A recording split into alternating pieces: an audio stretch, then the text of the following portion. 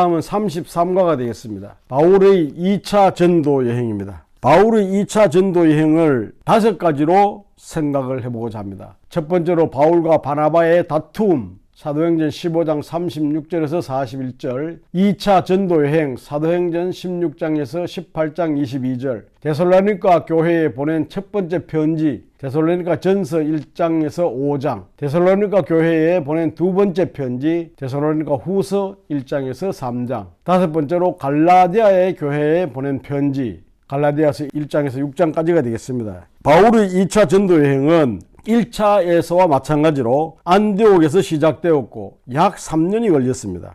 이번 여행을 통해서 바울은 아시아에서 유럽까지 복음을 전할 수 있게 됩니다. 한편 바울은 2차 전도 여행 중 고린도에 머물렀던 시간에 데살로니가 전서를 기록했습니다. 갈라디아서는 바울의 사역 초기에 쓰여진 편지라고 봅니다. 갈라디아 지방에 있는 교회에 보낸 편지로서 예루살렘 공의회에서 내려진 결정들을 상기시키며 유대 율법주의자들의 말에 흔들리지 말고 오직 믿음으로 맘남는 복음에 든든히 뿌리를 내릴 것을 강조하고 있습니다. 첫 번째로서 이제 바울과 바나바의 다툼이 되겠습니다. 사도행전 15장 36절에서 41절입니다. 1차 전도여행이 끝나고 그 다음 전도여행을 떠나려 할 때 바울과 바나바가 갈라서게 됩니다. 마가 때문입니다. 마가는 지난 1차 전도여행 중에 중간에 포기를 하고 돌아갔었지요. 2차 전도여행을 하려는 시점에 바나바는 마가를 데리고 가자고 하고 바울은 마가를 데려가지 않으려는 의견이 부딪히게 된 것입니다. 그래서 바나바는 마가를 데리고 구브로로 가고 바울은 실라와 함께 수리아와 길리기아로 갈라지게 됩니다. 이후로 사도행전에서 바나바의 기록은 빠지지만 바나바와 함께 하지 못한 제2차 전도여행을 떠나는 바울의 마음에는 허전함도 있었겠지만 바울은 실라와 새로운 동역자들과 함께 복음을 위한 힘찬 발걸음을 내딛게 되는 것입니다. 바울의 2차 전도여행 경로가 되겠습니다. 바울의 2차 전도여행 경로는 안디옥에서 다소, 다소에서 더베, 루스드라, 이고니온, 비시디아 안디옥, 드로와, 빌립보, 데살로니가, 베레아,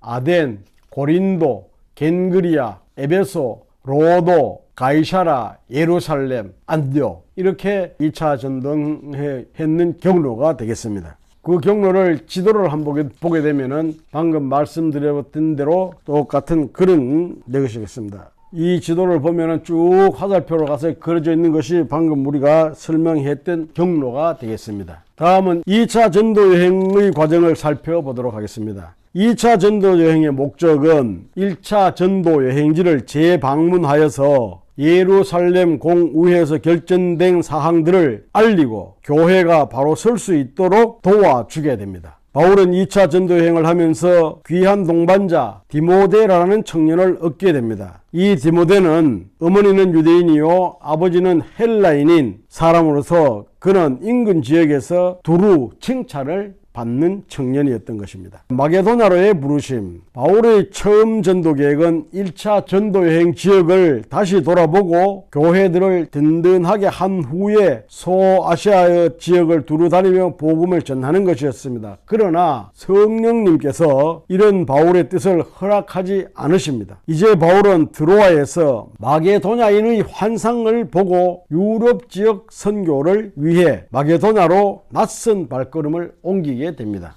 마게도냐의 첫 성읍인 빌립보에 도착한 바울은 자색 옷감 장사 루디아를 만나 전도하였습니다. 바울과 실라는 그곳에서 귀신 들린 한 여종을 고쳐주게 됩니다. 그런데 이 종의 주인은 점을 치는 이 여종을 통해서 심심찮은 돈벌이를 하고 있던 터라 바울과 실라를 모함하고 때린 후에 가두어 버립니다. 바울과 실라는 많이 맞은 몸으로 차가운 감옥에 앉아서도 하나님을 찬양했습니다. 그때 갑자기 큰 진인으로 옥문이 열리고 자다가 깨어 일어난 간수는 죄수들을 잘 지키지 못한 죄로 처벌을 받을까 염려하여 자결하려고 합니다. 그때 바울이 큰 소리로 내 몸을 상하지 말라 우리가 다 여기 있노라 라고 말하면서 간수를 안심시키게 됩니다. 놀란 간수는 바울과 실라를 보고 그 앞에 엎드려집니다. 그러니까 주 예수 그리스도를 믿으라. 그리하면 너와 네 집이 구원을 받으리라 라는 바울의 말을 들은 간수와 온 가족이 예수님을 믿고 세례를 받게 되는 기쁜 일이 일어나게 됩니다.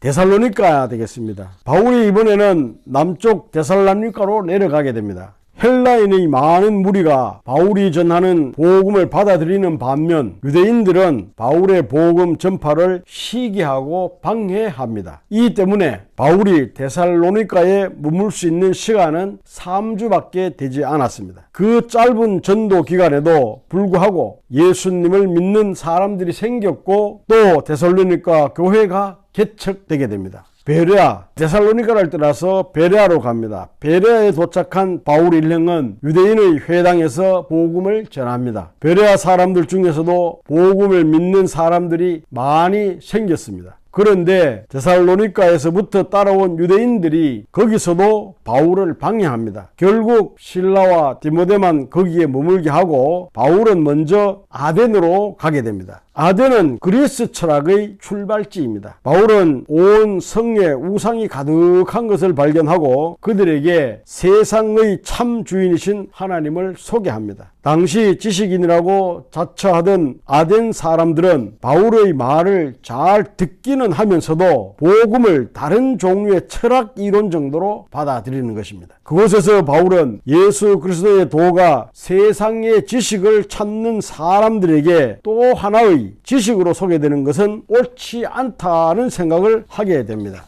그러면서 바울은 고린도로 가게 됩니다. 바울은 아덴을 떠나서 고린도로 옮겨옵니다. 고린도에서 브리스길라와 아굴라라는 좋은 동역자를 만나서 큰 위로와 자신감을 얻습니다. 그러한 때에 실라와 디모데도 마게도냐에서 고린도로 내려오게 됩니다. 이에 힘을 얻은 바울은 고린도 회당에서 유대인들에게 복음을 전하자 반응이 냉랭했습니다. 이때 바울은 이방인에게도 복음을 전하게 됩니다. 바울이 회당장 그리스도의 집에 머물 때 그의 마음에 두려움이 찾아옵니다. 고린도라는 도시가 항구 도시의 특성을 그대로 간직한 험하고 거친 분위기의 도시였기 때문에 한동안 바울은 입을 다물고 있었습니다. 그러자 환상 가운데 주님이 찾아오셔서 침묵하지 말고 말을 하라라고 얘기를 하시면서 이 성중에 내 백성이 많음이라라고 말씀을 하십니다. 그 말씀에 순종한 바울은 1년 6개월 동안 고린도에서 머물렀고 고린도 교회가 세워지게 됩니다.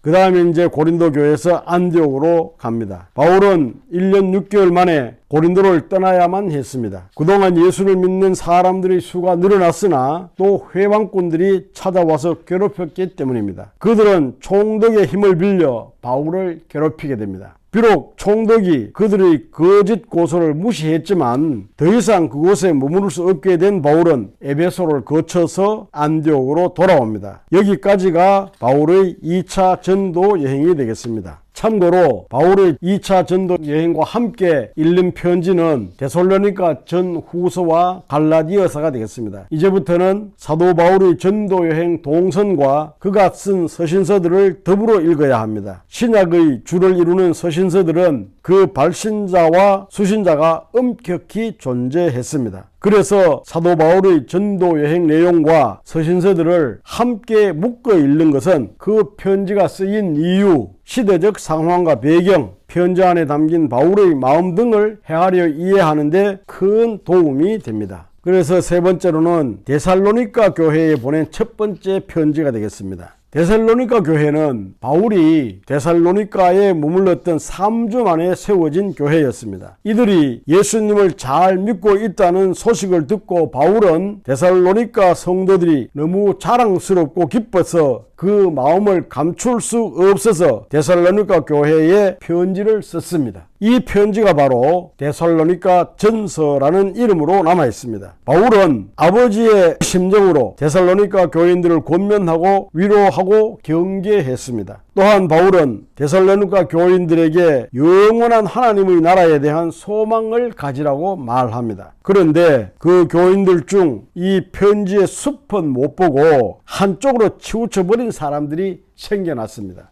바울이 몇 번 반복적으로 말한 예수님의 재림 부분을 지나치게 확대 해석한 것입니다. 물론 예수님은 부활하신 후 승천하셨고 올라가신 그 모습 그대로 반드시 재림할 것입니다. 바울은 이것을 강조했던 것입니다. 그런데 데살로니가 성도들은 그 부분만 확대 해석하여서 예수님께서 곧 오실 텐데 장사하면 뭐하나, 공부하면 뭐하나 라는 생각을 했던 것입니다. 데살로니가 교인 중 몇몇이 일을 하지 아니하고 재림을 강조하며 다른 사람의 일을 방해한다는 소식을 들은 바울은 다시 펜을 들어 두 번째의 편지를 쓰게 됩니다. 데살로니가 교회에 보낸 두 번째 편지가 되겠습니다. 데살로니가 후서는 바울이 교회에 쓴 서신 9권 중에서 가장 짧지만은 종말에 관한 매우 중요한 사실을 기록하고 있습니다. 서신서는 바울이 실라와 디모데와 함께 고린도에 머물고 있을 때 쓴 것 같습니다. 바울은 예수님의 재림이 얼마 남지 않았다고 해서 마음의 중심을 잃고 일상생활을 바르게 하지 못하는 일부 교인들에게 충고합니다. 우리가 들은즉 너희 가운데 게으르게 행하여 도무지 일하지 아니하고 일을 만들기만 하는 자들이 있다 하니 이런 자들에게 우리가 명하고 주 예수 그리스도 안에서 구원하기를 조용히 일하여 자기 양식을 먹으라 하노라. 데살로니가 후서 3장 11절에서 11절에 기록하고 있습니다. 일하지 않고 이 집 저 집 다니면서 얻어먹지 말라는 것입니다. 육체의 건강을 위해서 음식을 가리지 말고 골고루 먹어야 하듯이